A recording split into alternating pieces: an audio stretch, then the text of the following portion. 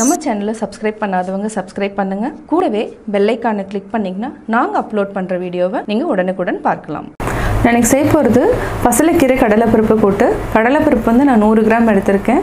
இதை வந்து நல்லா சோக் பண்ணி வச்சுக்கணும், அதாவது வேக வைக்க வேண்டியதில்லை.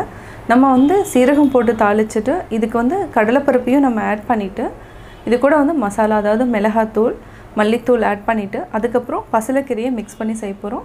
வாங்க எப்படி செய்கிறதுன்னு பார்க்கலாம். நான் இன்றைக்கி செய்ய போகிறது பசலைக்கீரை கடலைப்பருப்பு கூட்டு. தேவையான பொருட்கள் வந்து பசலைக்கீரை வந்து 1 கட்டு எடுத்து நல்லா க்ளீன் பண்ணிவிட்டு கட் பண்ணி வச்சுருக்கேன். கடலைப்பருப்பு 100 கிராம் வந்து 2 ஹவர்ஸ் வந்து ஊற வச்சுருக்கேன். தேங்காய் வந்து ஒரு 1/4 மூடி, சீரகம், கடுகு, 1/2 டேபிள் ஸ்பூன் மல்லித்தூள், மிளகாத்தூள் 1 டேபிள் ஸ்பூன். இதுக்கு தேவையானது வந்து எண்ணெயும் உப்பும் நம்ம தேவையான அளவு ஊற்றிக்கலாம். இப்போ எப்படி செய்கிறதுன்னு பார்க்கலாம். இப்போ நம்ம கடாய் வச்சுட்டோம். எண்ணெய் 2 டேபிள் ஸ்பூன் ஆட் பண்ணிக்கலாம். நல்லா காஞ்சதுக்கப்புறம் சீரகம், கடுகு நல்லா பொரியட்டும். சீரகம் நல்லா பொரிஞ்சிருச்சு. இதுக்கு வந்து பச்சை மிளகாய் வந்து நான் உங்களுக்கு சொல்லலை, இதையும் நம்ம போட்டுக்கலாம். இதை வந்து நல்லா வதக்கிக்கோங்க, ஏன்னா இந்த ஃப்ளேவர் வந்து நல்லாயிருக்கும்.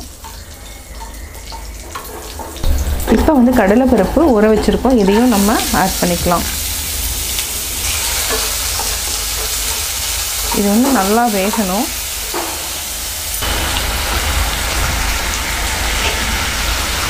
இதுக்கு வந்து மிளகாத்தூள், தனியாத்தூள், இது ரெண்டையும் நல்லா மிக்ஸ் பண்ணிவிட்டு வேக வச்சிடலாம்.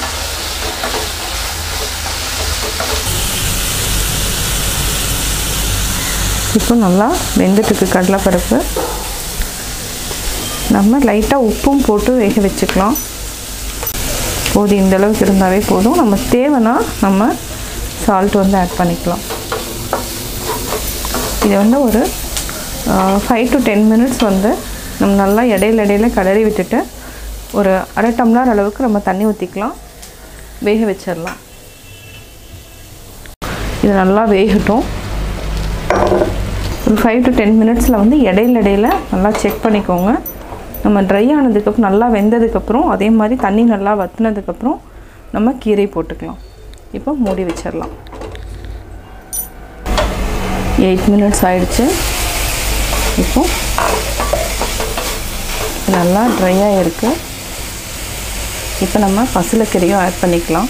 பசலைக்கீரை வந்து உடம்புக்கு ரொம்ப நல்லது, நிறையா சாப்பிட்ணும் நம்ம. இது வந்து பொரியல் மாதிரியும் செய்யலாம், கடைஞ்சும் செய்யலாம். இது வந்து குழந்தைங்க வந்து அதிகமாக லைக் பண்ண மாட்டாங்க. நம்ம அதனால் இந்த மாதிரி செஞ்சு கொடுத்துட்டோம். அதாவது கடலைப்பருப்பு கூட சாப்பிட்றப்போ கொஞ்சம் நரன்னு இருக்கும், தெரியாது. சப்பாத்தி, ரச சாதத்துக்கு சைட் டிஷ்ஷாகவும் கொடுக்கலாம்.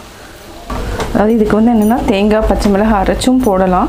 இது வந்து நான் எதுவுமே அரைக்கலை, அப்படியே வந்து மிக்ஸ் பண்ணிடுறேன். கீரை வந்து வேகிற வரைக்கும் இருந்தால் போதும். இதை க்ளோஸ் பண்ணி வைக்க வேண்டியதில்லை. இதை அப்படியே சிம்மில் வச்சுட்டு ஒரு 5 மினிட்ஸ் வந்து விட்டுடலாம். கீரை வந்து சீக்கிரமாக வெந்துடும்.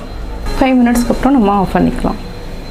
இதுக்கு வந்து உப்பு பத்தலை, உப்பும் போட்டுட்டு கொஞ்சம் நேரம் வேக வச்சிடலாம். நல்லா மிக்ஸ் பண்ணிக்கோங்க. ஒரு 3 மினிட்ஸில் வெந்துடும். ஆஃப் பண்ணிக்கலாம். இப்போது பசலைக்கீரை கடலைப்பருப்பு கூட்டு ரெடி ஆகிடுச்சு. இப்போ நம்ம ஆஃப் பண்ணிக்கலாம். வேறு பாத்திரத்தில் ட்ரான்ஸ்ஃபர் பண்ணிக்கலாம். சுவையான பசலைக்கீரை கடலைப்பருப்பு கூட்டு ரெடி. நான் பசலைக்கீரை கடலைப்பருப்பு கூட்டு எப்படி செஞ்சேங்கிறத பார்த்தீங்க. இது வந்து ரொம்ப டேஸ்ட்டாக இருக்கும். நீங்களும் வீட்டில் ட்ரை பண்ணி பார்த்துட்டு உங்களுடைய கமெண்ட்ஸ் எனக்கு சொல்லுங்கள். பிடிச்சிருந்தால் லைக் பண்ணுங்கள். மறக்காமல் எங்கள் சேனலை சப்ஸ்கிரைப் பண்ணுங்கள்.